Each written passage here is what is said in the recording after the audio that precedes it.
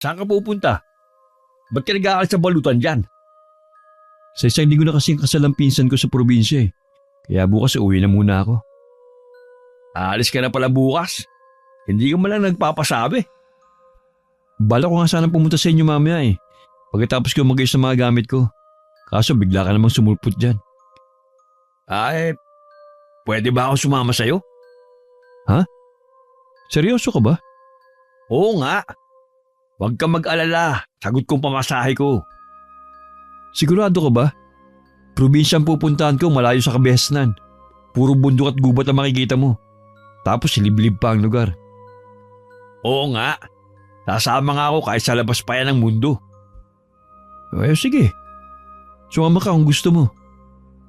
Ilang araw ka ba ron? Bala ko magtagal dun eh. Siguro mga 1 linggo, higit pa. Ah, ganun ba? Matagal din pala no? Oo, kaya sabihin mo na kung sasama ka ba sa akin. Sasama nga ako sa'yo. Hindi na magbabago ang isip ko. Noon pa man ilag na kami ng Lola Amor ko sa mga dayong pumupunta sa lugar namin. Lalo't kapag alam namin na taga Maynila. Meron kasing isang pangyayari na naging dahilan para lumayo ang lola ko sa mga taong yon. Bunga kasi ko sa pagkadalaga ng nanay ko. Na hindi pinanagutan na naging nobyo nito na taga Maynila.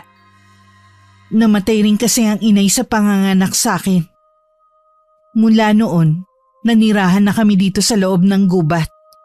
Malayo sa karamihan. Napatingin ako sa makulimlim na langit habang kinukuha ko ang sinampay ko. Mabuti na lamang nakapagpatuyo ako. Nakakapagtaka talaga ang panahon ngayon. Kanina sobrang init. Ngayon naman ay nagbabadya ang pagbagsak ng ulan. O Yumi, ano pa bang tinatayo-tayo mo riyan? Hindi mo ba nararamdaman ang patak ng ulan? Ay oo nga po, pasensya na. Natuyo ba ang lahat ng mga nilabhan mo? Opo Lola. Siya nga pala, galing dito kahapon si Julio.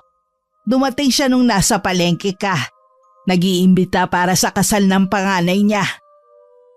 Oo nga pala, ikakasal na nga pala sa Sabado si Kuya Arnel. Pupunta po ba tayo? Oo naman, nakakaya na hindi tayo pumunta. Lahat ng taga-baryo tsak na dadalo. Sige po, pupunta. Pero sandali lang siguro ako. Alam niyo naman na hindi ako mahilig sa ganyang okasyon eh. Pwede naman batiin mo lang ang mga ikakasal at kumain ka. Tsaka ka na umuwi. Hindi po ba nakakahiya, Lola? Baka sabihin nakikain lang ako. Sabi mo kasi hindi mo gusto ang ganong okasyon. Ngayon naman nahihiya ka na basta ka na lang aalis. Ang gulo mong bata ka. Bahala na nga po. Baka dadalo rin ng kaibigan mong si Louie. Malabo po yun, La. Manilay niyo na ang taong yun. Hindi na babalik yun. Malay mo naman. Tsaka siya lang ang kaibigan mo. Mabait naman kasi ang taong yun kahit ang pamilya niya. Kaya hindi mahirap kaibiganin. Sinabi mo pa. Nang mapansin kong abala si Lola Amor sa pananahi niya, inumpisahan ko naman ang pagtutupi ng mga damit na nilabhan ko. Bigla namang bumuhos sa malakas na ulan. Nakani-kanina lang ay mahina lamang. Sinabayan pa yun ng kulog at matatalim na mga kidlat. Hanggang gabi hindi tumitila ang ulan. Habang kumakain kami ni Lola ng hapunan, panaka-naka naman kami nagkukwentuhan. Siguradong mapapasarap ang tulog ko nito. Lagi naman masarap ang tulog mo kahit mainit ang panahon. Wala naman po kasi akong gagawin dito sa bahay pagkatapos sa mga gawain. Bakit hindi mo dalawin ang pinsan mong si Marcia sa kabilang baryo? Hindi ba matagal ka na niyang pinapupunta? Wala po kayong kasama dito . Wag mo kong alalahanin dito. Tsaka ilang araw ka lang namang mawawala . Pag-iisipan ko po muna. Hay, minsan alam mo gusto ko magsisi na inilayo kita sa mga tao. Masyado kasi ako natakot noon. Wala naman po kayong masamang ginawa. Gusto niyo lang naman ako protektahan. Lalo't ang dami ng dayo sa lugar natin. Paano naman kasi? Lumaki kang hindi marunong makisalamuha sa mga tao. Aba, matanda ka na, isip bata ka pa rin. Grabe naman po kayo sa pagkaisip, bata. Totoo naman ah. Kailangan siguro turuan kita kung paano tumayo sa sariling paa. Hindi habang buhay kasama mo ko. Napahinto ako sa ginagawa kong pagsubok. Napatitig ako kay Lola habang nakatuon ang kanyang pansin sa kanyang plato. Hindi ko alam kung bakit bigla akong nakaramdam ng kalungkutan. Nasa 72 pa lang si Lola. Malakas pa at wala pang iniindang sakit. Ngunit halata na sa kulubot na balat nito ang mga taon na lumipas. Puti na rin ang lahat ng buhok niya. Kita na rin sa mga gatla nito sa noo mga pinagdaanan. Maging sa kamay nito na nangangapal na sa kalyo. Noon pa man hindi na matatawaran ang sipag nito. Nang gabing yun, laman ng isip ko ang naging pag-uusap namin ni Lola Amor. Noon lang ako nakaramdam ng takot. Paano kung isang araw ay bigla na lang mawala ang lola ko? Ngayon pa lang parang hindi ko nakakayanin. Dahil sa labis na pag-iisip, hindi ako agad nakatulog. Tanghali na rin tuloy ako nagising. Naabutan ko na si Lola sa banggerahan namin at nagluluto ng itlog na mula sa mga alaga naming manok. Oh, gising ka na pala. Ngayon ka lang yata tinanghali ng gising ah. Hindi po kasi ako nakatulog agad kagabi. Bakit naman? May iniisip ka ba? Wala naman pula. O siya, magsando ka na ng kanin at nang makakain na tayo. Pupunta kasi ako sa bayan para kunin yung pensyon ko. Sasamahan ko na po kayo. Wag na, may pupuntahan din kasi ako pagkatapos. Saan naman po? May dadalawin lang akong isang kaibigan. Yun po ba yung lagi niyong pinupuntahan noon?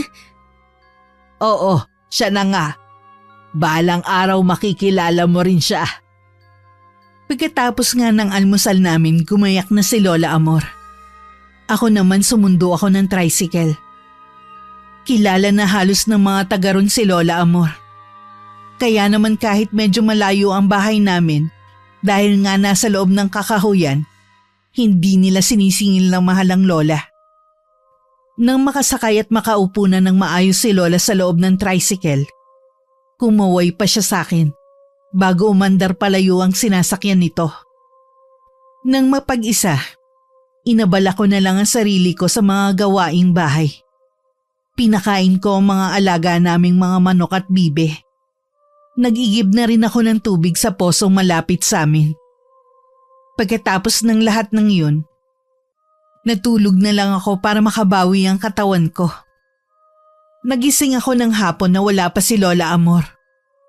Pero hindi naman ako nababahala. Tuwing dinadalaw niya kasi ang kanyang kaibigan, madalas ay inahapon na ito ng uwi.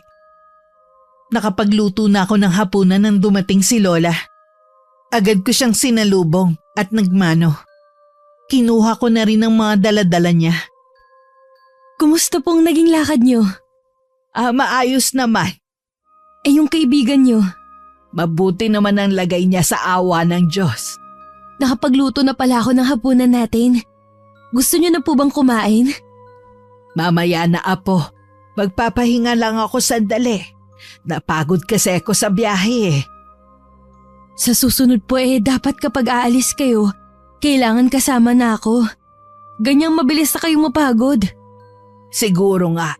Sige, sa susunod isasama na kita. Gusto niyo po bang hilutin ko kayo? Hindi na. Ibigay mo na lang sa akin ang langis ko at magpapahid ako sa binte. Kinuha ko nga ang langis sa kwarto niya at ibinigay ko kay Lola. Bumalik naman ako sa kusina at saka naghain na. Sigurado kasing maya-maya magsasabi na si Lola na kumain na kami. Kapag ganyan kasi na napagod siya sa biyahe, gusto niya matulog ng maaga. Hindi pa nga ako nakakatapos maghain. Sumunod na rin siya at naupo na sa upuan nito. Pagkatapos nga ng hapunan namin, nagpatunaw lang ng kinain si Lola Amor at nagpaalam ng papasok sa kwarto niya. Naiwan naman ako sa sala at kinuha ang magazine na bigay ng pinsan ko nung huli ako nagpunta sa kanila. Ilang beses ko na yun nabasa pero hindi pa rin ako nagsasawang tingnan ng mga litrato na naroon. Lalo na ang mga suot ng mga babaeng model. Hindi na rin ako nagtagal sa pagbabasa. Matapos na masigurong sarado na ang pinto at bintana, pumasok na rin ako sa kwarto ko. Kinabukasan naunahan na naman ako ni Lola na magising. Narinig ko siyang nagwawali sa labas ng bahay. Dumiretso ako sa kusina at nadatnan kong may nakasalang doon na saging na saba. Minsan talaga ayaw ni Lola na mag-almusal ng kanin. Sabi niya kasi minsan, nahihirapan na daw ang panunaw niya. Nilagay ko na sa plato ang mga saging at saka dinala yun sa balkonahin ng bahay. Nang nakahain na ako, tsaka ako tinawag si Lola. Mas madali po bang matunaw ang saging kesa sa kanin? Sa tingin ko, yun kasi ang pakiramdam ko eh. Siya nga po pala, nakita ko yung dala niyo. Yun po bang regalo niyo sa ikakasal?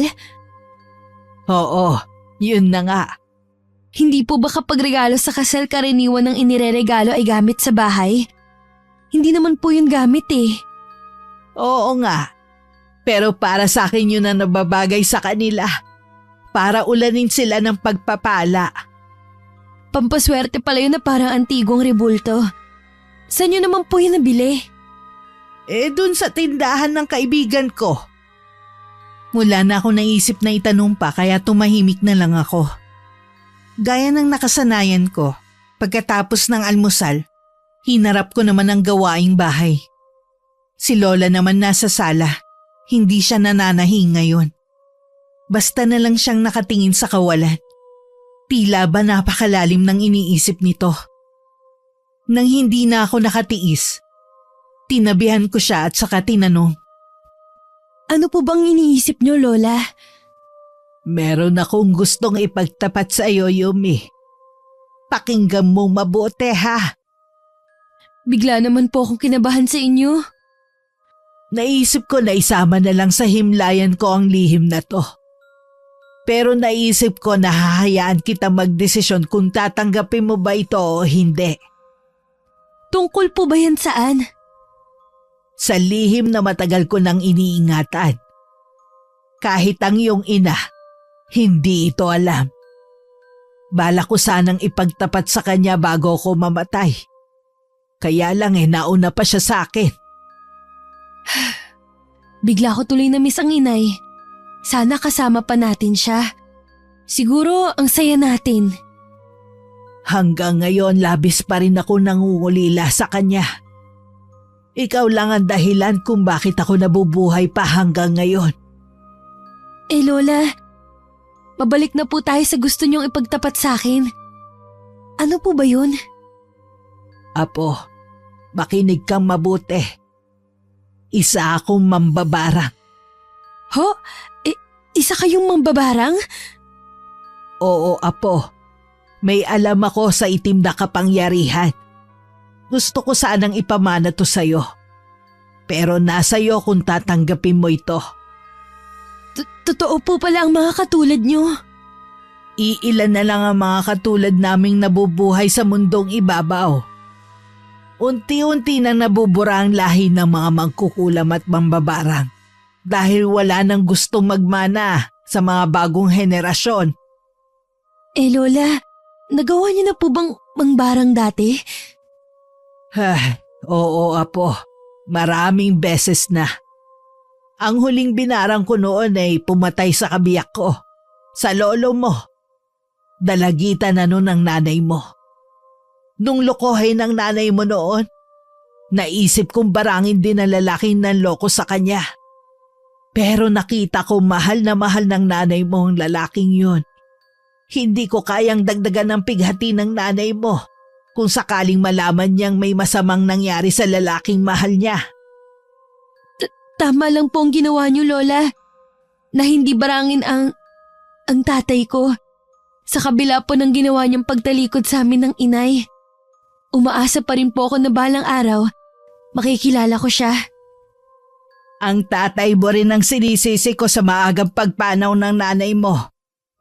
Pero kung sakaling gusto mo siyang hanapin balang araw, hindi kita pipigilan, apo. Karapatan mo yon. Pagkatapos ng pag-uusap namin ni Lola, sunod naman niyang ipinakita sa akin ang ginagamit niya sa pambabarang. May mga garapon na may nakalagay ng mga iba't ibang insekto. Sinulid at iba't ibang kulay at laki ng mga kandila. Ipinakita rin niya sa akin ang itim na libro na kinapapalooban ng iba't ibang ritual na nakasulat sa wikang Latin. Hindi ako nakaramdam man lang ng takot sa ipinagtapat ni Lola sa akin. Mas lalo ko pa siyang hinangaan dahil sa kabila na maaari niyang gantihan ng aking ama, alang-alang kay inay, hindi niya yun binarang. Nakakaramdam lang ako ng pagkalito dahil may bahagi sa akin na tila gustong tanggapin ang pamana ni Lola. Pero may bahagi rin ang tumututol sa akin dahil batid ko isang malaking kasalanan yun sa Diyos. Dumating ang araw ng Sabado. Maaga palang gumayak na kami. Nagulat pa nga kami nang may pumuntang tricycle sa bahay. Pinadala yun ni Mang Julio para hindi na kami maglakad papunta sa bahay nila kung saan gaganapin ang handaan.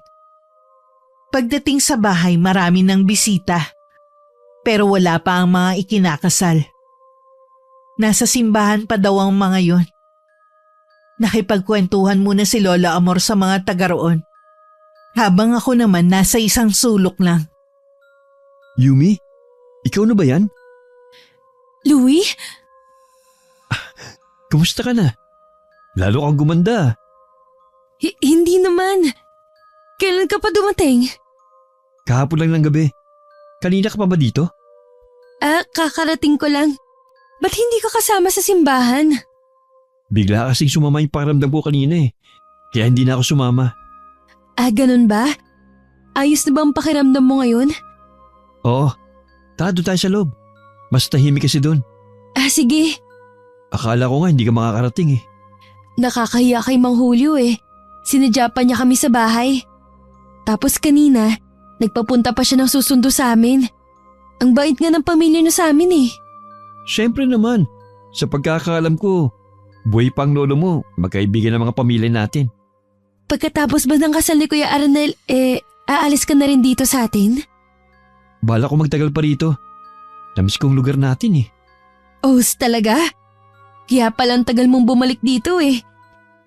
Naging abala lang talaga ako sa trabaho noon at sa nobya ko. Kamusta na pala kayo ng nobya mo? Mag-iisang taon na kaming wala.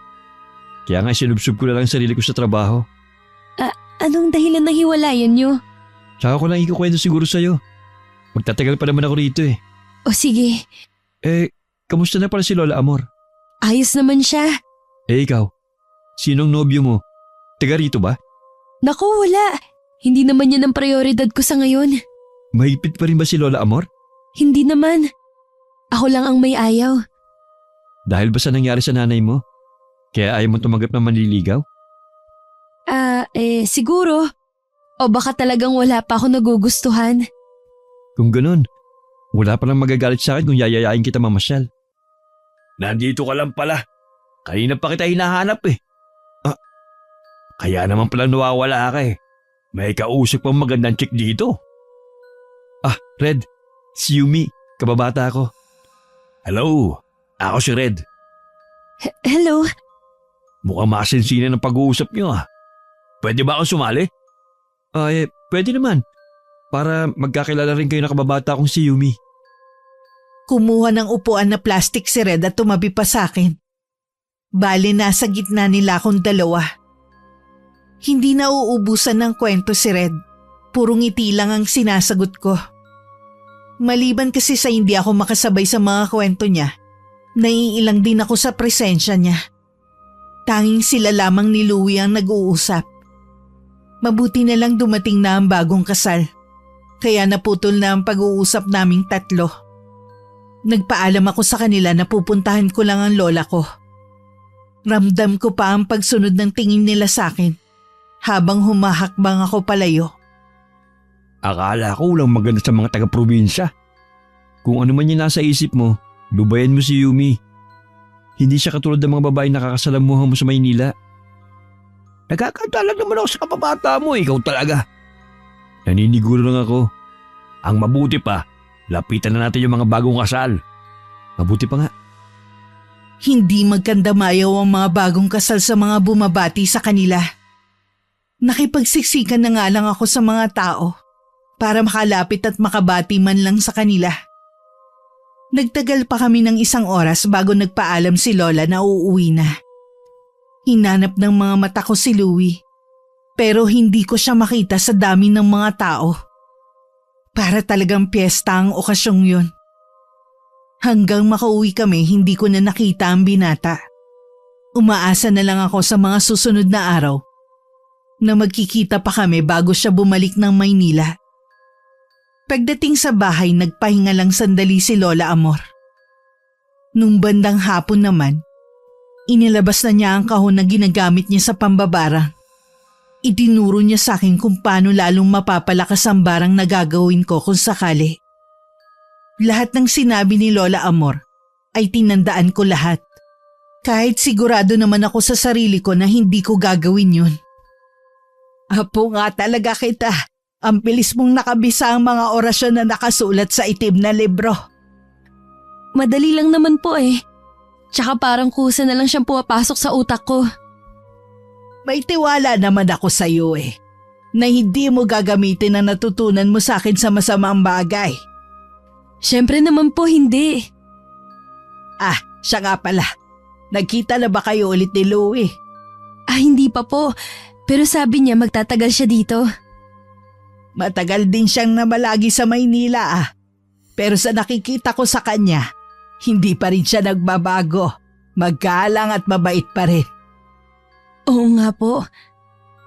Nang sumunod na araw, hindi ko inaasahan ang pagdating ni Louie sa bahay namin. Mabuti na lang tapos na ako sa mga gawaing bahay. Kasalukuyan kong pinag-aaralan ng mga insekto sa mga garapon nun. Dumating si Louie na kasama ang kaibigan nitong si Red. May dala silang parehong basket na may lamang pagkain at saka 2 pamingwit. Ipinagpaalam ako ni Louie sa aking lola na kung maaari akong sumama sa ilog. Pumayag naman si Lola Amor sa kondisyong hindi ako magpapahapon. Ang ilog na pupuntahan namin ay nasa kalahating oras lang ang layo sa amin. Nang marating namin ang ilog, marami ng taong naliligo. Naghanap lang kami ng mapopwestuhan na hindi nasisikatan ng araw. Nang maisaayos ang mga dala namin, agad na nagpaalam ang 2 na mamimingwit na. Pero ilang minuto pa lang ang nakakalipas, bumalik na si Red at naupo sa tabi ko. Hindi ko talaga hilig ang mamingwit. Si Louie lang naman ang mapilit Mula kasi pagkabata yun ang hilig niya. Talagang kilalang-kilala mo siya no? Siyempre naman. Halos sabay na kaming lumaki ni Louie. Yumi, may tatanong sana ako Ano yun? May nobyo ka na ba? Wala. Di, pwede pala akong manligaw. Ha? Nagbibiro ka ba? Mukha ba ako nagbibiro? Tsaka, hindi ko ginagawang biro ang panliligaw. Ang ibig kong sabihin ito pa lang ang pangalawang beses natin pagkikita. Tapos magsasabi ka na gusto mong manligaw? Ganyan ba talaga kayo mga taga Maynila? Huwag mong sabihin na gusto mo yung nililigawan sa bahay. Di dadalawin kita sa bahay nyo. Makinig ka sa akin. Kahit dalawin mo pa ako sa bahay, ayoko pa rin magpaligaw sa'yo. Ang pakipot mo naman. Hindi ako nagpapakipot. Ayoko lang talaga. Nagpapakipot ka lang. Ganyan naman kayo mga probinsyano Tapos bandang huli, bibigay din. Napikon ako sa mga narinig ko. Matinding pagtitimpi lang ang ginawa ko. para hindi lumapat ang kamay ko sa pisngi ni Red ng mga sandaling yun. Matalim ko siyang tinitigan habang nakakuyom ang mga kamao ko. Nahalata niya marahil na galit ako, kaya bigla siyang umalis nang hindi nagpapaalam at saka lumangoy sa ilog. Sinusundan ko pa rin siya ng masamang tingin. Hindi ko natuloy na malaya ng paglapit ni Louie. Hindi ka ba naiinip? Ha? Hindi naman. Bakit parang namumula yung mga mata mo? Para kang iiyak. Napuwing lang ako. Ano, nakuhuli ka ba ng isda? Meron naman. Kaya lang maliliit eh. Pinakawalan ko na lang para lumaki pa sila. Sa dami kasing namimingwit dito, bihira na lang na may malaking isda ka na mahuhuli. Pansin ko nga eh. Tsaka, hindi na rin ganun kalinaw ang tubig. Malimit kasi dito na naglalaba ang iba. Minsan, wala na rin disiplina sa pagtatapon ng basura ang mga naliligo dito. Yun nga din ang napuna ko eh. Gutom ka na ba? Hindi pa naman. Maaga pa para magtanghalian. Kanina pala nakita kita na kausap si Red. Anong pinag-usapan nyo? May ilan lang siyang tinanong sa akin. Minsan parang kayong magsalita at medyo maloko rin. Pero mabait naman. Kung hindi siya mabait, malamang hindi mo siya magiging kaibigan. Oo naman. Marami pa kami na pag-usapan ni Louie. Naputo lang ang magandang sandali nang lumapit si Red at magsabi na nagugutom na. Habang kumakain, hindi ko maiwasan na mainis. Kahit kasi hindi ako nakatingin, ramdam ko ang titig sa akin ni Red. Naging tamilmil tuloy akong kumain. Pagkatapos ng tanghalian namin, nagpahinga lang kami. Maya-maya'y nagyaya ng maligo ulit si Red. Tumanggi ako nang iyayain ako ni Louie.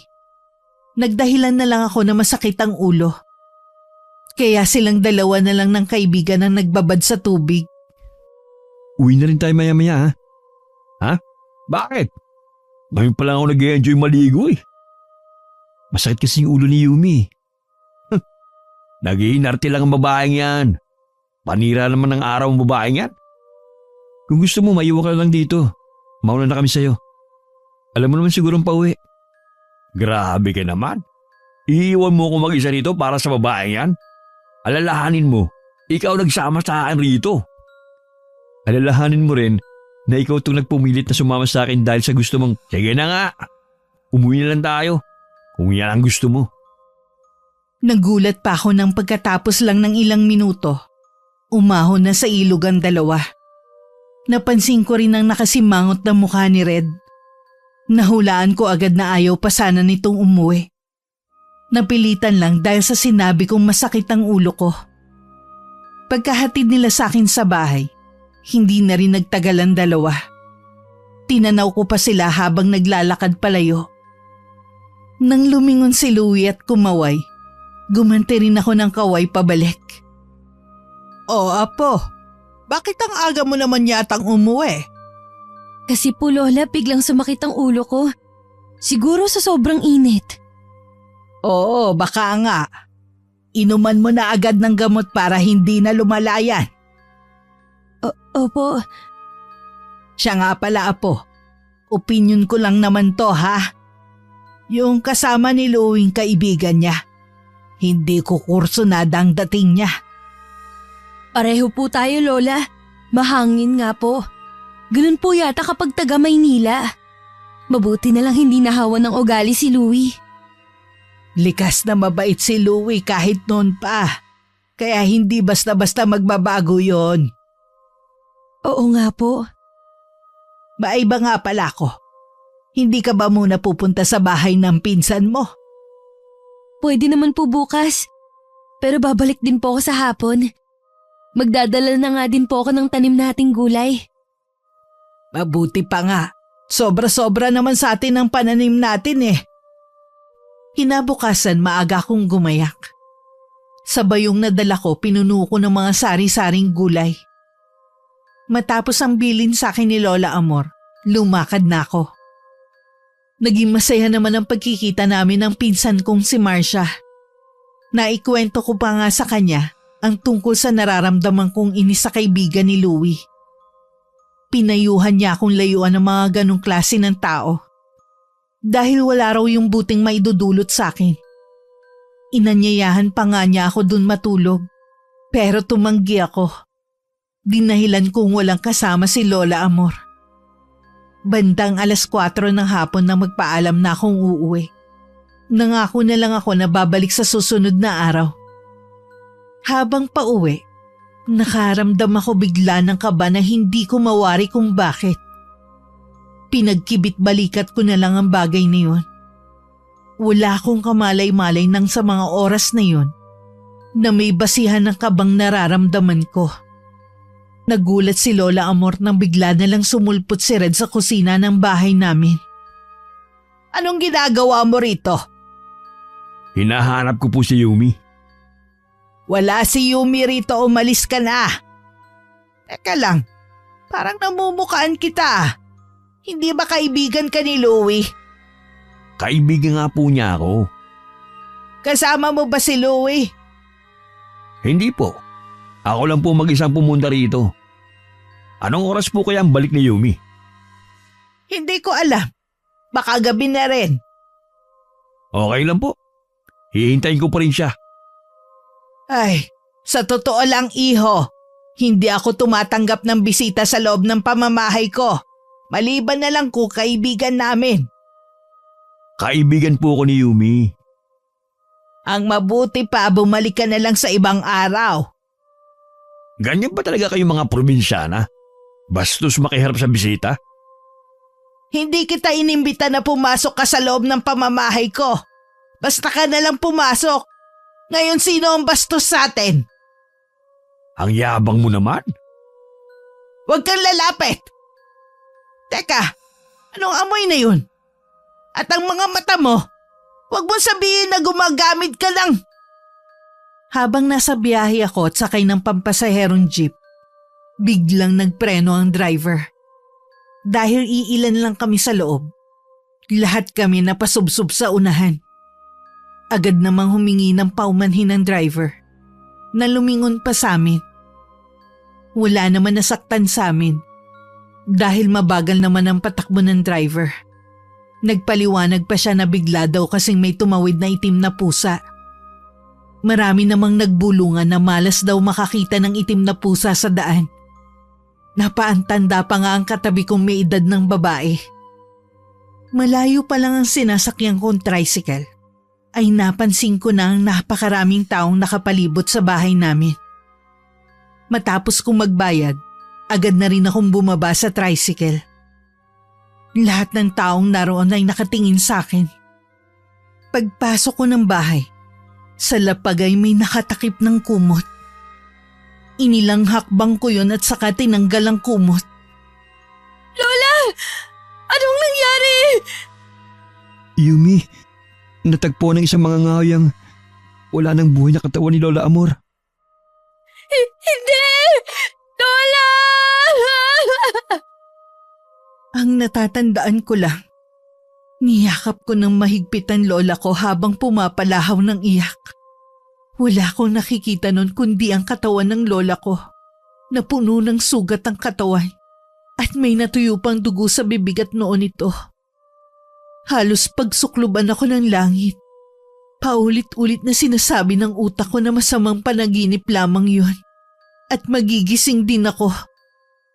Kahit nung nasa harapan ko na ang kabaong ni Lola Amor, paulit-ulit kong sinasabi na magigising din ako sa bangungot na yun. Lola! Yumi, dinalhan kita ng mga kain. Baka manghina ka kung hindi ka kakain. Ayoko niyan! Hindi ko kailangan ng pagkain. Ang kailangan ko, si Lola Amor. Wala na tayong magagawa, Yumi. Hanggang doon na lang si Lola Amor. Bakit? Bakit nangyari sa kanya to? Sinong may gawa nito kay Lola? Hindi tayo titigil hanggat hindi natin nahuhuling responsable sa pagkamatay ni Lola Amor. Pangako yan. Sana Hindi na lang ako umalis ng araw na yun. Sana buhay pa rin ang lola ko. Huwag mong sisihin ang sarili mo. Wala kang kasalanan. Walang may gusto sa nangyari. Paano na ako? Nag-iisa na lang ako.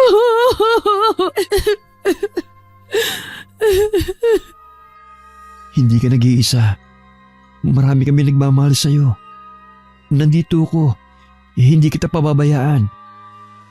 5 araw binurol si Lola Amor. Ang pinsan ko at iba pa naming kamag-anak na nasa kabilang baryo ang nag-asikaso lahat. Lagi lang kasi akong umiiyak at tulala. Mabuti na lang nasa tabi ko lagi si Marcia at Louie. Nung araw ng libing, hindi ko na napigilang mahimatay sa matinding pagdadalamhati. Nahimasmasan din agad ako at yumakap sa kabaong ng lola ko. Parang gusto ko nalang sumama sa kanya. Mahigpit lang ako niyakap ni Louie at ng pinsan ko para maibaba na sa hukay ang kabaong. Hindi rin agad ako umalis sa harap ng puntod ng lola. Ilang araw din akong sinamahan ng pinsan kong si Marcia bago ko siya pinagtabuyan. May sarili din kasi siyang buhay. Ayoko na makaabala pa sa kahit na sino. Nang mapag-isa, wala na akong ginawa kundi umiyak habang pinagmamasdan ng litrato ni Lola Amor. Yumi, Anong ginagawa mo dito? gusto ko lang mga musta. Alam mong kahit kailan hindi na magiging maayos ang lagay ko. Kaya tumigil ka na sa pangangamusta mo. Naintindihan kita. Kung sa akin mo gustong ibunto ng galit mo, malukong tatanggapin yon. Mabuti pang umalis ka na. Ayoko makipag-usap. Bukas babalik na ako sa Maynila.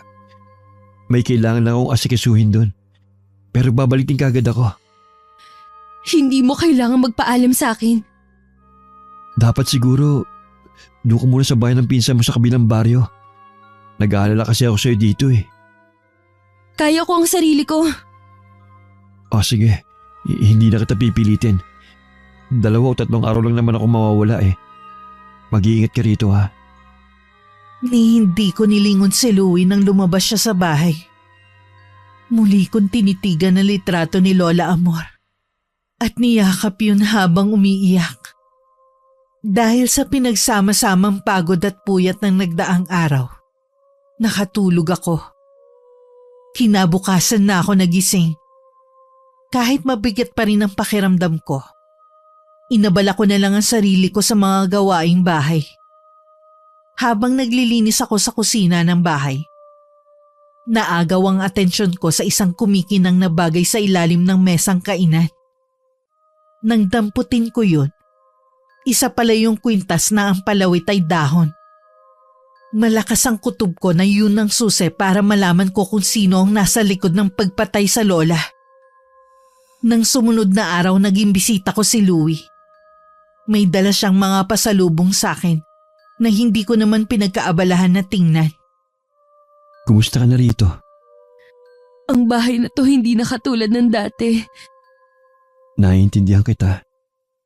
Pero sa tingin ko, hindi na makakabuti sa'yo na manatili pa sa bahay na ito. Wala akong balak iwan ng bahay na to. Ito na lang ang alaala ng lola ko sa akin. Hindi mo naman tutuloy ang iiwan eh. Ang ibig ko lang namang mangyari, habang sariwa pa sa iyong pangyayari, sa ibang lugar ka muna mamalagi. Hindi ako aalis dito. Huwag mo nang ipilit ang gusto mo mangyari. Sige, hindi na kita pipilitin pa. Kung hindi nga lang malalagay ka sa alanganin eh, sasamahan kita rito. Hindi rin ako papayag kung sakali. Alam ko naman eh, araw-araw na lang kitang pupuntahan dito. Hindi ba ako makakaabala sa'yo? Hindi ka abala sa akin. Magkaibigan tayo. Natural lang na damayan kita sa ganitong sitwasyon. Paano ang trabaho mo sa Maynila? Huwag mong alalahanin yun. Pwede naman akong bumalik kahit anong oras eh. Sa ngayon, hayaan mong damayan muna kita hanggang kailangan mo ako. Maraming salamat sa'yo, Louie. Gaya ng pangako ni Louie sa akin, Araw-araw siyang nasa bahay. Umuuwi lang siya kapag malapit ng gumabi. Tinutulungan din niya ako sa gawaing bahay. Katulad ng pag-iigib ng tubig at pagsisibak ng kahoy. Kasalukuyan siyang nasa labas ng bahay at hinahakot ang mga kahoy na sinibak niya. Nakahubad-baro siya ng mga oras na yun. Kaya hindi ko mapigilan sulyapan ang pawisin niyang katawan. Nang bigla akong natigilan, napatitig ako sa kwintas na suot niya. Sandali akong napatulala habang nakatitig. Nang hindi na ako nakatiis, lumapit ako at saka tinignan ng malapitan ng kwintas. Parehong-pareho nga. Yang kwintas mo, sa'yo ba talaga yan? Ito ba? Galing to sa isang sama na sinalihan ko sa Maynila. Bakit? Para kasing pamilyar. Parang nakita ko na dati. Hindi ko lang matandaan kung saan. Baka nakakita ka na ng ganito dati. Si Red, meron din siya nito. Baka yung sa kanyang nakita mo nung nandito siya. Si Red meron din ganyan? Oo, lahat ng miyembro namin may ganitong kwintas. Oo nga pala. Nasaan ang kaibigan mo? Umalis siya pagkatapos ng libing ni Lola Amor. Hindi mo lang napansin dahil sa pagdadalamhati mo. Pero gabi-gabi siyang narito sa burol ng lola mo. Ganun ba? Ngayon, nasaan siya? Nasa Maynila na siya ngayon. Iyaya ko nga sumama ulit dito eh. Pero ayaw niya. Marami daw siyang gagawin. Talagang hindi na siya babalik pa dito. Pagkatapos ang ginawa niya sa lola ko. Ha? Anong ibig mo sabihin? Siya ang pumatay sa lola Amor ko. Siya ang salarin na hinahanap natin. Imposible. Hindi niya yung gagawin. Tsaka, ano magiging motibo niya? Hindi ko alam kung anong motibo niya. Pero natitiyak ko siyang pumatay sa lola ko. Meron ka bang ebidensya na nagtuturo na siyang pumatay kay Lola Amor? Oo. Nasa akin ang kwintas niya. Hindi ka naniniwala. Hintayin mo ako dito. Mabilis akong bumalik sa loob ng bahay at saka kinuha ang kwintas. Namilog at napaawang na lang ang bibig ni Louie nang makita ang kwintas na nasa kamay ko. Sari-sari ang emosyon na bumalatay sa mukha niya. Hindi rin siya makaapuhap ng sasabihin sa akin. Saan mo yun nakuha? Sa mismong kusina namin. Kung saan walang awang pinatay si Lola Amor. Bakit? Bakit niya pinatay ang lola ko? Bakit? Hindi ko alam, Yumi, ang sagot sa tanong mo. Kahit ako naguguluhan din eh. Hindi kaya nahulog niya yan nung sunduin ka namin para pumunta sa ilog? Alam natin na hindi siya pumasok sa bahay. Huwag mo na siyang ipagtanggol. Hindi ko siya pinagtatanggol. Baka kasi mali ka lang eh.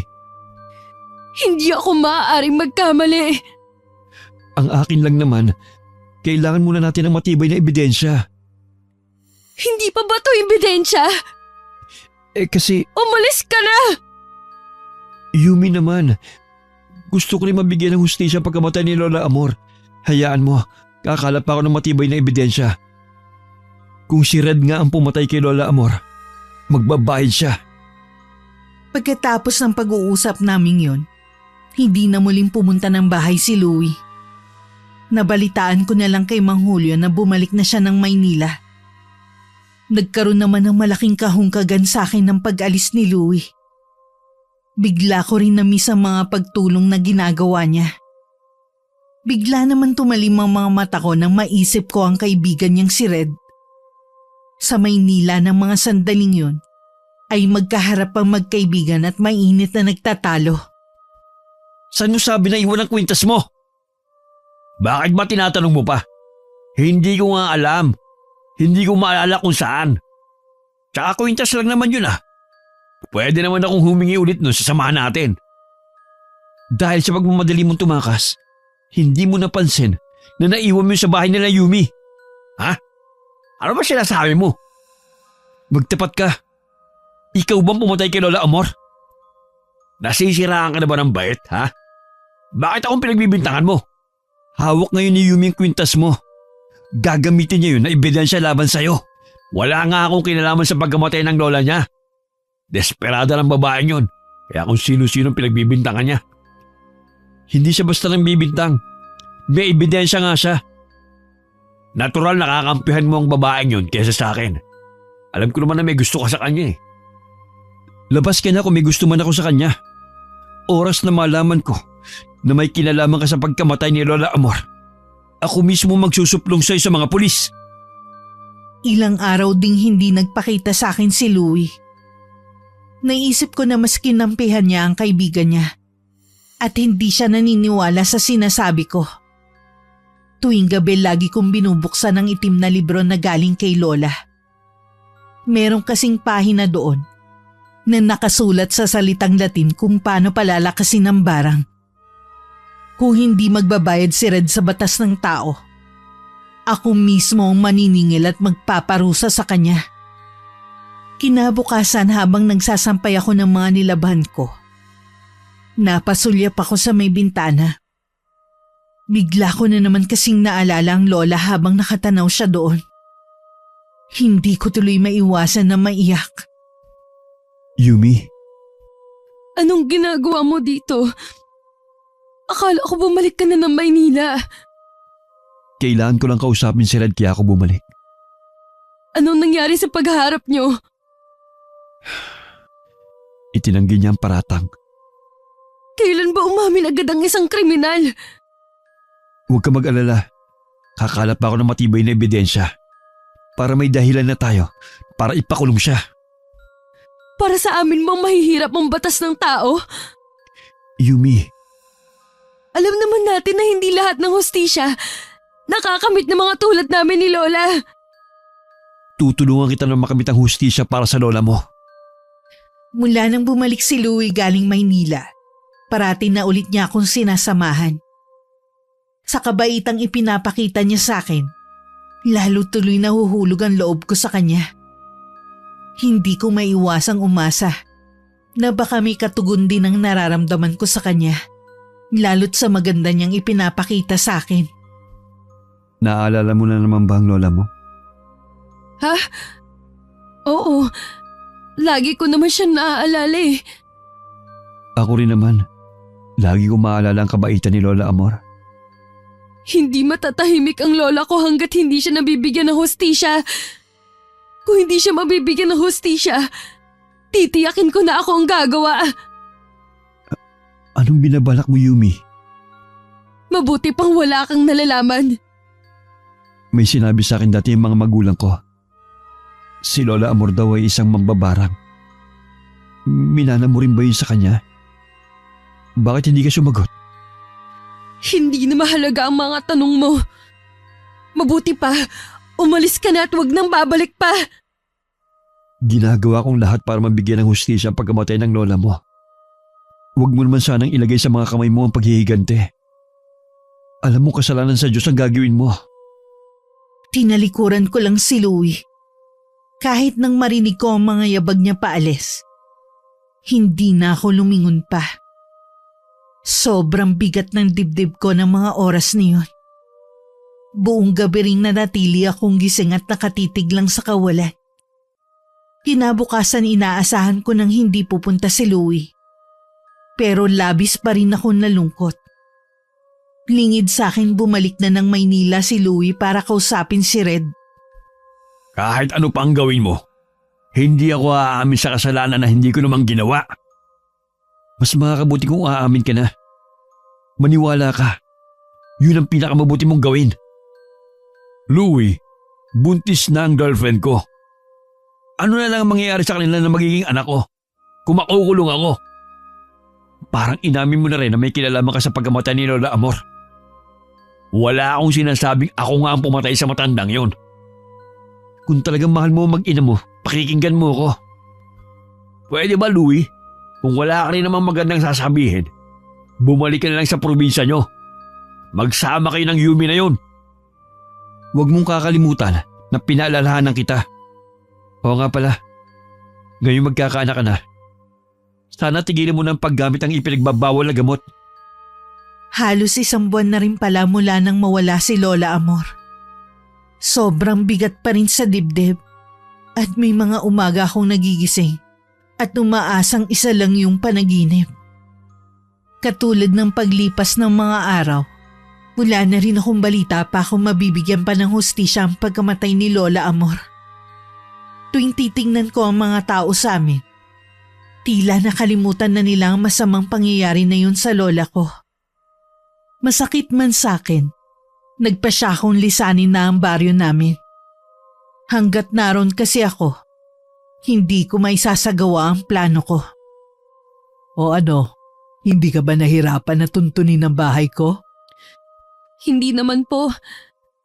Malinaw naman ang pagkakasulat ni Lola Amor sa address niyo. Alam ko din po na dito rin niya ako gustong pumunta kung sakali. Sa akin ka nga niya ibinilin kung sakaling may mangyaring masama sa kanya. Nandun din ako sa burol at libing ng lola mo. Hindi nga lang ako lumapit pa. Paano po kayo naging magkaibigan ni Lola? Tingin ko po sa inyo kasing edad niyo lang ang nanay ko. Ang totoo niya ng kaibigan ko talaga ang nanay mo.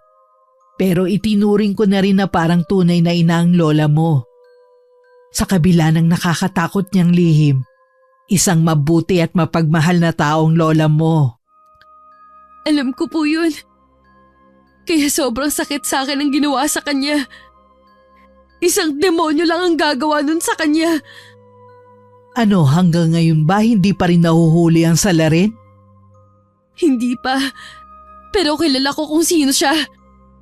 Kung hindi siya mapaparusahan ng batas ng tao, ako na lang magpaparusa sa kanya. Alam kong masama ang gumante, pero hindi kita pipigilan sa plano mo. Masakit din sa akin ang ginawa nila kay Nanay Amor. Kasama mo ko sa paghihiganting gagawin mo. Salamat po at naiintindihan niyo ako. Lalong lumakas ang loob ko sa pinaplano kong gawin sa taong yun. Hindi man naibsan ang kalungkutan sa puso ko sa pagtira ko sa bahay ni Aling Oro. Kahit papano may katahimikan akong nararanasan. Si Louie naman ilang beses nagpabalik-balik sa bahay namin. Nagtanong-tanong na rin siya kung may nakakita ba sa pag-alis ko. Ni isa sa kanila, walang nakakaalam ng kinaroroonan ko. Pinuntahan rin ni Louie ang bahay ng pinsan kong si Marcia. Ngunit pati ito ay hindi rin alam kung saan ako nagpunta. Kailan mo ba isasagawa ang ritual? Sa kabilugan ng buwan. Nabasa ko kasi sa itim na aklat na mas mabisa ang orasyon at kapangyarihang itim sa gabing yun. Basta sabihan mo lang ako kung anong kailangan mo sa gabing yun. Opo.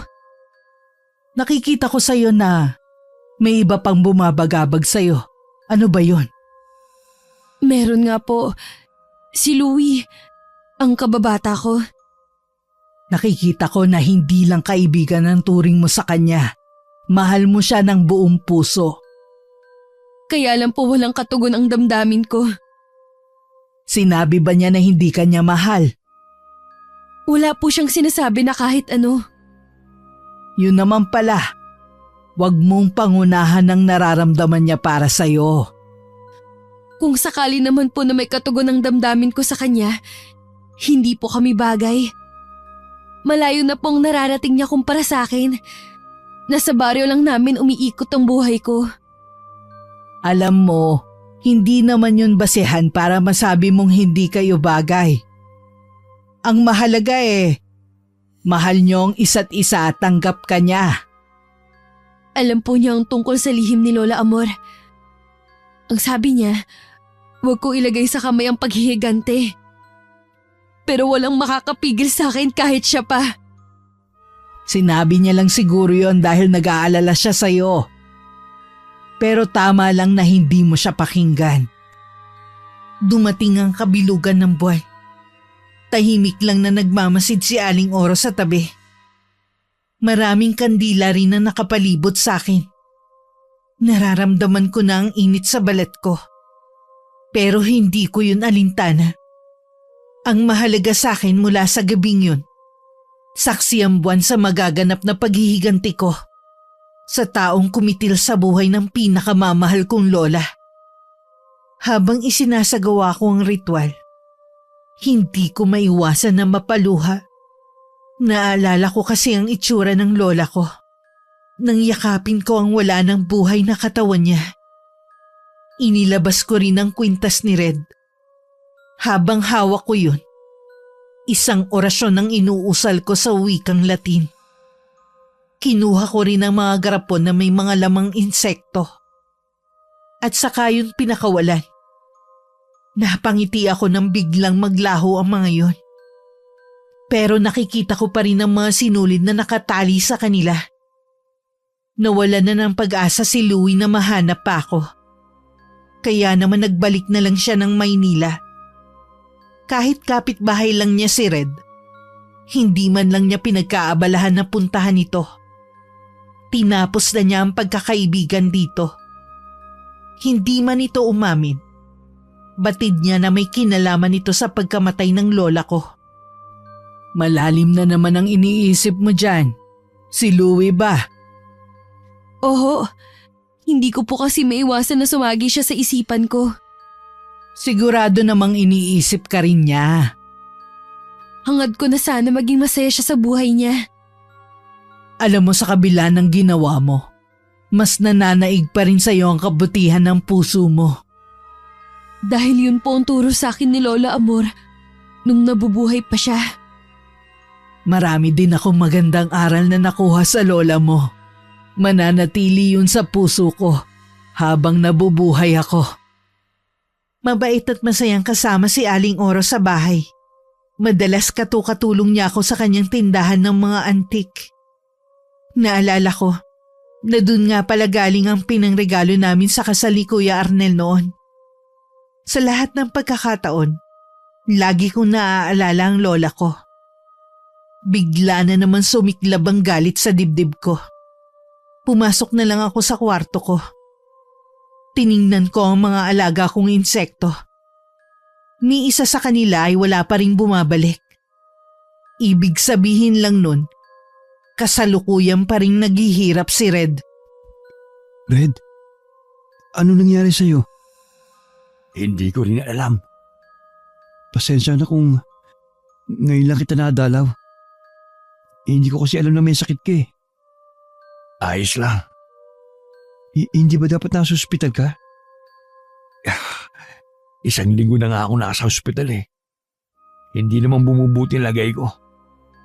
Nagpauwi na lamang ako dito sa bahay. Ano daw sabi ng doktor? Maraming doktor ang sumuri sa akin. Isa naging resulta. Wala silang makitang sakit ko. Baka kailangang espesyalistang tumingin sa'yo. Pagod na ako. Tingin ko malapit na akong mamatay. Huwag mo sabihin yan. Paano na mag-ina mo? Di ba marami kayong plano? Ayokong sabihin to sa nobya ko. Pero tingin ko, hindi ko na matutupad ang pangako ko sa kanyang kasal. Baka hindi ko na rin makita magiging anak ko. Huwag ka magsalita ng ganyan. Gagaling ka. Siguro karma na to sa akin.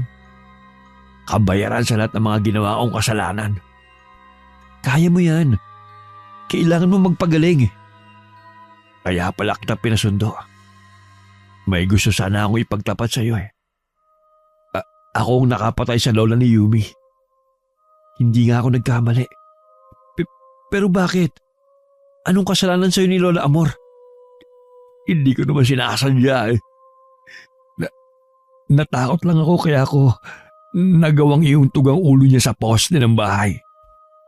Paano mo naman natin napatayin ng walang kalaban-laban na matanda? Ang sama mo! Nalaman niya kasi na gumagamit ako ng bawal na gamot. Hindi ko alam kung paano niya nalaman. Natakot ako nang isubong niya ako sa iyo o sa ibang tao. Ayoko masira ang bakasyon ko. Napakababaw ng dahilan mo.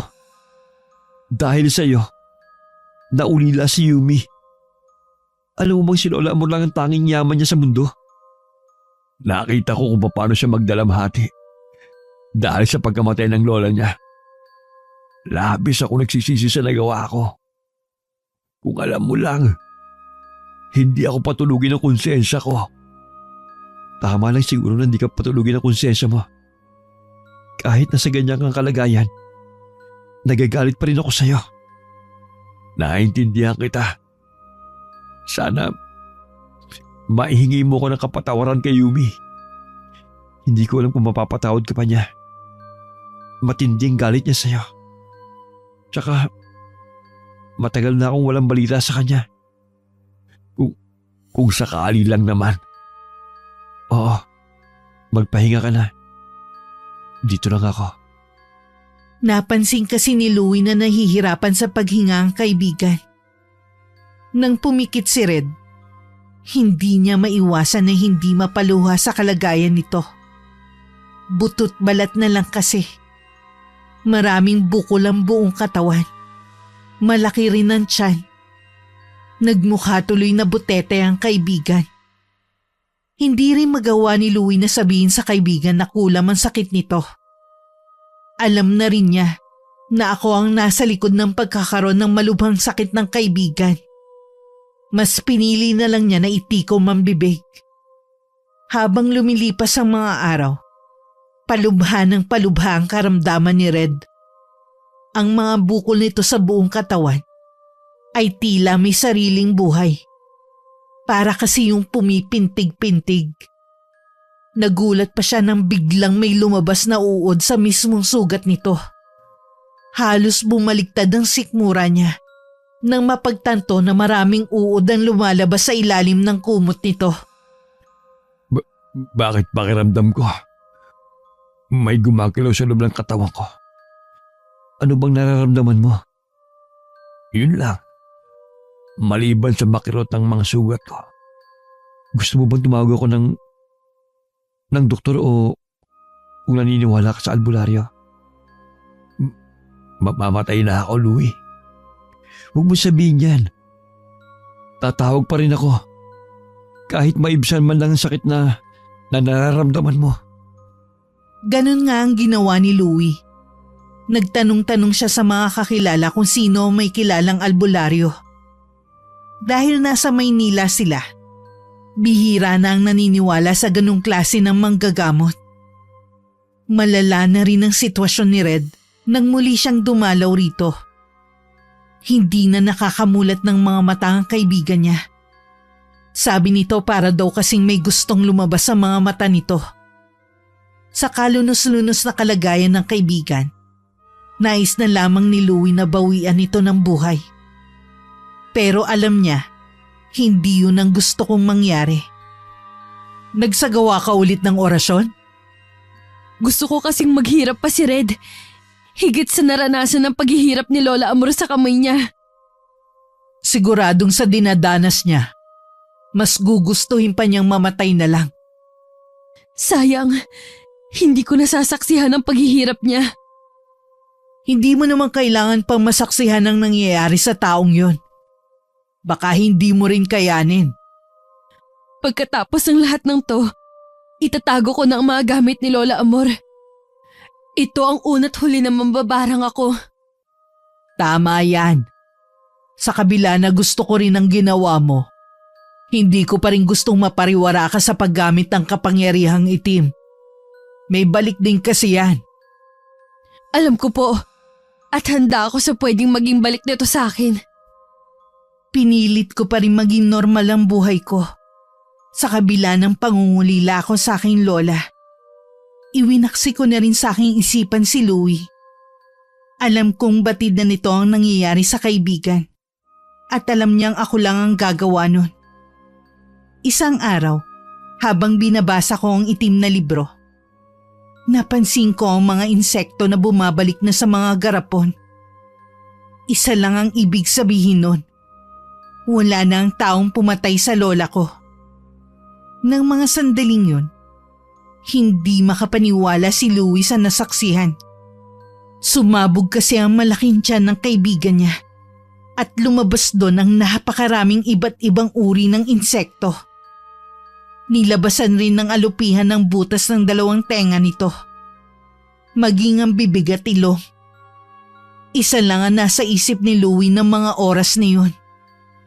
Barang ang nangyari sa kaibigan. At walang ibang gagawa kundi ako. Wala na ang taong pumaslang sa akin, Lola. Sa wakas, nabigyan na rin ng katarungan ng pagkamatay ni Lola Amor. Matatahimik na rin ang kanyang kaluluwa. Paano mo naman nalaman na wala na ang taong yun? Bumalik na po ang mga insekto sa mga garapon. Gusto ko po sanang dalawin ng puntod ni Lola. Sasamahan kita. Nang araw na yun nagtungo kami ni Aling Oro sa simenteryo kung saan nakalibing ang lola ko. Akala ko madaratnan ko ang puntod ni Lola na napapaligiran na ng matataas na damo. Ngunit hindi. Malinis ang buong paligid at may tumutubo pang mga bulaklak na sadyang itinanim doon. Parang merong nangangalaga sa puntod ng lola mo ah. Oo nga po, pero sino kaya ang mag-aabala? Masyado nang malayo to sa mga kabahayan. Kailangan pong sadyain para malinisan ang puntod. Magaling kasing makisama ang lola mo. Kaya hindi naman nakakapagtaka na kahit nasa kabilang buhay na siya, meron pa rin nagmamalasakit sa kanya. Oo nga po. Kaya kahit madalang ako pupunta dito, panatag ako na meron naman nangangalaga sa puntod ni Lola. Nag-alay ako ng maikling dasal para kay Lola. At pagkatapos dinalaw rin namin ang dati naming bahay. Ilang buwan pa lang mula nang iwan ko yun. Sira-sira na agad ang mga dingding. Pati na rin ang bubong. Mahina na rin ang mga ginamit na kahoy. Kaya hindi ko na rin pinasok. Inikot ko na lang din ang buong paligid ng bahay. At saka nag-iya ng umuwi. Ano ang plano mo ngayon, Yumi? Maghahanap po ng trabaho. Maganda yan. Susuportahan kita kung yan ang gusto mo. Maraming salamat po. Sa paghahanap ko ng trabaho, hindi ko akalain na magkukrus muli ang landas namin ni Louie. Pareho kaming nagkagulatan. Iiwas sana ako pero mabilis niyang nahawakan ang braso ko. Bitiwan mo nga ako! Gusto lang naman kitang kausapin eh. Para ano? Wala na si Red. Alam kong ikaw ang nasa likod ng nangyari sa kanya. Wala akong alam sa sinasabi mo. Wala akong pinagsabihin kahit sino sa lihim mo. Ginawa ko yun para kay Lola. Alam mong hindi namin makakamit ang hustisya kung hindi ko yun gagawin. Bago siya mamatay, iparating ko raw sa iyo ang pagsisisi niya at paghingi ng kapatawaran. Hindi daw niya sinasadya na mapatay niya ang lola mo. Labis niya yung pinagsisihan. Huli na para sa paghingi ng tawad. Alam mo ba, labis muna siya naghirap bago malagutan ng hininga. Naulila rin niya ang kanyang nobya ng 7 buwan buntis. Masakit man, tinanggap na niya na hindi na niya masisilayan ang magiging anak niya. Anong sabi mo? Magiging ama na sana siya? Oo, hindi ako galit sa iyo. Pero galit ako sa ginawa mo. Alam mo masama pero tinuloy mo pa rin. Hindi ko alam na may mauulilang isang bata. Kung nalaman mo ba kagad, hindi mo na ba itutuloy? Hindi ko alam. Ngayon nabigyan mo na ng hustisya pagkamatay ni Lola Amor. Hangad ko na mahanap mo ang katahimikan at kaligayahan na nararapat para sa iyo. Alam mong hindi na yan mangyayari. Wala na si Lola. Sikapin mo pa rin. Malulungkot si Lola Amor kung mananatili kang mabubuhay na mabigat ang dibdib dahil sa nakaraan. Sige, aalis na ako. Mag-iingat ka. Hindi ko na hinintay na magsalita pa si Louie. Agad na akong humakbang palayo sa kanya. May balak pa sana akong bilhin ng araw na yun. Pero minabuti kong umuwi na lang sa bahay. Pag uwi ko, hindi ko na napigilan ng mapaiyak na ipinagtaka ni Aling Oro. O Yumi, may nangyari ba kanina habang naghahanap ka ng trabaho? Nagkita kami ni Louie. May sinabi ba siyang masakit na salita? Wala na si Red. Sabi niya naghirap mo na to bago namatay. Di ba yun naman ang gusto mong mangyari? ang magbayad ng binatang taga Maynila na yun sa ginawa niyo sa lola mo? Opo, pero naguguluhan ako ngayon. Naulilan niya kasi ang kanyang buntis na nobya. Ako ang dahilan kung bakit naulila ang batang yun sa ama. Alisin mo sa isip mo na kasalanan mong naulila ang batang yon. Nawalan ka rin ng mahal sa buhay dahil sa kagagawa ng ama niya. Amanos na lang kayo. Hindi ko pa rin maiwasang sisihin ang sarili ko. Lagi ko nilang sinasabi sa sarili ko na tama lang ang ginawa ko. Pinilit ko nalang ibaling sa ibang bagay ang atensyon ko. Habang hinihintay ko ang tawag ng mga inaplayan kong trabaho. Mula nang mawala si Lola Amor, hindi na bumalik sa dati ang buhay ko. Gusto ko mang maging normal ang lahat. Parang multong laging nakasunod sa akin ang nakaraan. Naiintindihan kita. Hindi ganun kadali ang pinagdaanan mo. Hayaan mo ang panahon na lang ang magsabi kung kailan ka makakalimot sa sakit na idinulot ng pagkawala ng lola mo. Binabalot ako ng sobrang kalungkutan. Parang hindi ko na kaya. Gusto mo bang samahan kita sa pagsimba? Ang pagtawag sa kanya ay isang mabisang paraan para maalis ang bigat na nakadagan dyan sa puso mo. Sige po, Aling Oro. Samahan niyo ko. Kailangan kong ingin ng tawad sa kanyang lahat ng mga nagawa kong kasalanan. Ganun nga ang ginawa ko. Humingi ako sa kanya ng kapatawaran sa ginawa ko kay Red. Hindi ko alam kung may kapatawaran pa ba ang ginawa kong pagpatay sa pamamagitan ng barang. Tama nga si Aling Oro. Isa sa mabisa ang paglapit sa kanya. Mula nang manggaling ako sa simbahan, gumaan na ang pakiramdam ko. Muli kami nagkita ni Louie nang minsan dinalaw ko ang puntod ni Lola Amor. Mukhang okay ka na ngayon. Oo, natutunan ko na magpatawad at patawarin ang sarili ko. Iyon ang unang hakbang na ginawa ko para mahanap ko ang kapayapaan ng puso't isipan ko. Mabuti naman kung ganon. Babalik ka na ba sa bahay niyo? Baka dalawin ko lang. May bahay na kasi ako tinitirhan kasama si Aling Oro. Kaibigan siya ni Lola. Pwede kaya kitang madalaw doon? Ha? Bakit? Magkaibigan tayo, hindi ba? Gusto ko lang makitang lagay mo sa bahay ng kaibigan ng lola mo. Hindi naman siguro magagalit si Aling Oro kung dadalaw ka sa bahay. Bago maghiwalay ng araw na yun, hiningi pa ni Louie ang address ng tinitirhan ko. Sinabi ko naman yun kay Aling Oro. Wala namang pagtutol sa kanya. Sa unang paghaharap nila ni Louie, naging formal ang pakikiharap ni Aling Oro. Hinayaan naman niyang magkausap kami ni Louie. Nang makaalis ito, tsaka niya ako kinausap ng masinsinan. Nanliligaw na ba si Louie sa'yo? Wala po siyang sinasabi na kahit ano. Kung sakali na magtapat siya sa'yo, mabuti pang wag mong tanggapin. Bakit naman po? Alam niyo naman ang totoo kong nararamdaman sa kanya. Hindi kayo para sa isa't isa ng binatang taga Maynila na yon. Hindi po siya taga Maynila. Sa iisang baryo kami lumaki at nagkaisip. Pero matagal din siyang nanirahan sa Maynila. Bakit po tutol kayo ngayon sa kanya? Dahil nakikita ko na puro pagdurusa lang ang mararanasan mo sa piling niya. Paano niyo po nasisiguro yan? Dahil kaya kong makita ang hinaharap ng isang tao. Handa po kung sumugal. Ay, ikaw ang bahala. Ikaw pa rin naman ang magdedesisyon sa bagay na yan. Pagkatapos nga ng isang buwan na pagdalaw-dalaw ni Louie sa bahay, nagtapat siya sa tunay niyang nararamdaman sa akin. At makalipas ang 3 buwan naming relasyon, ikinasal kami. Hindi dumalo nun si Aling Oro.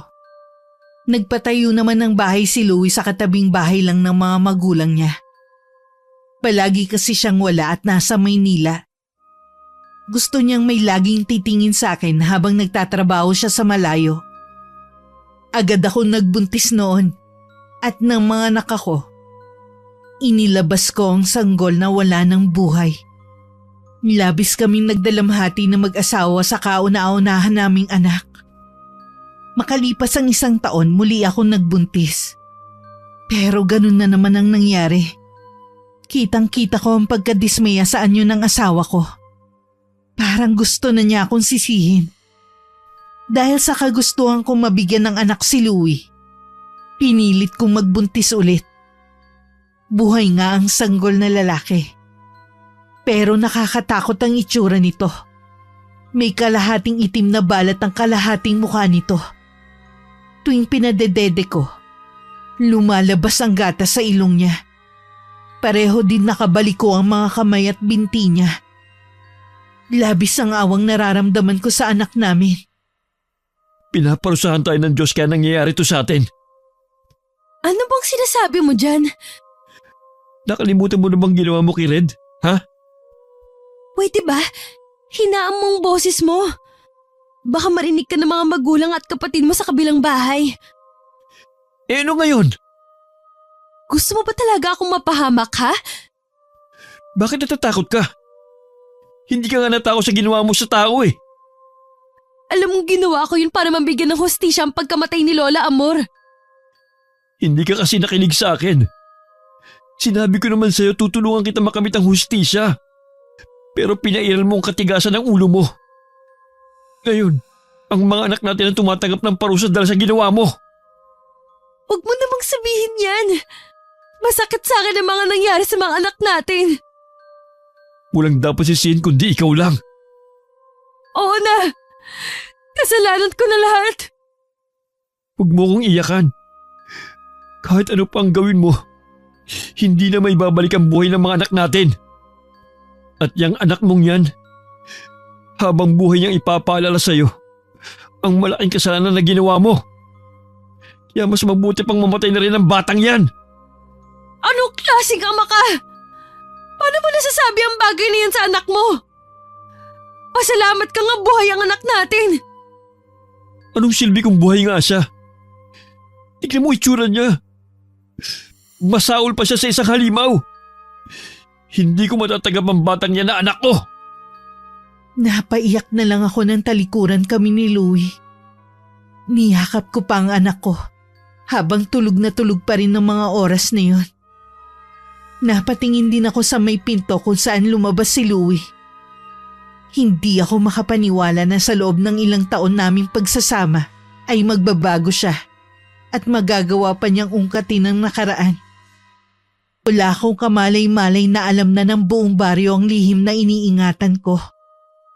Kaya pala tuwing lumalabas ako, masama ang tingin nila sa akin at ang iba ay nagbubulungan. Maging ang mga biyanan ko ay malamig na rin ang pakitungo sa akin. Ang mga hipag ko ay halata ang pag-iwas sa akin. Pinapatulog ko ang anak namin nung bandang hapon nang humahangos na pumasok ng bahay si Louie. Tagaktak ang pawis nito at baka sa matinding takot. Nagtataka naman akong tinitigan siya at hinihintay na magsalita. May namatay na bata dito sa atin. Sabi na kulam daw. Ha? Sinong bata? Apo ng kapitan natin. Eh bakit ako tatakot ka? Yumi, namatay ang bata sa kulam.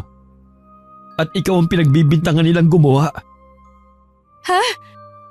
Hindi ko yun magagawa. Alam ko naman yun eh. Baka namatay lang sa sakit ng bata. Pero sa'yo sila nagagalit. Ang mabuti pa, umalis na kayo mag-ina dito. Bago nila kayo abutan. Hindi ko alam kung magagawa ko pa kayong ipagtanggol sa mga tao. Sasama ka ba sa amin? Hindi ako sasama. Pwes hindi ako aalis kung hindi ka kasama. Huwag sana matigas ang ulo mo. Gusto mo bang mapahamak ang anak natin, ha? Pero wala naman akong ginagawang masama. Wala nga. Pero ikaw ang pinagbibintangan nila. Lalo na kapag nakita pa nila ang itsura ng anak natin. Kaya nakikiusap ako. Lumayo na muna kayo sa baryo natin. Si Louie na naglagay ng mga damit namin sa bag. Pagkatapos pinasakay na niya kami sa naghihintay na tricycle na pag-aari ng pinsan niya. Nakasalubong pa namin sa daan ng galit na galit ng mga tao sa pangunguna ng kapitan. Nilingon ko pa sila na dire-diretso sa loob ng bakuran ng bahay namin. Dumiretso ako sa bahay ni Aling Oro na ilang taong ko ring hindi nakita.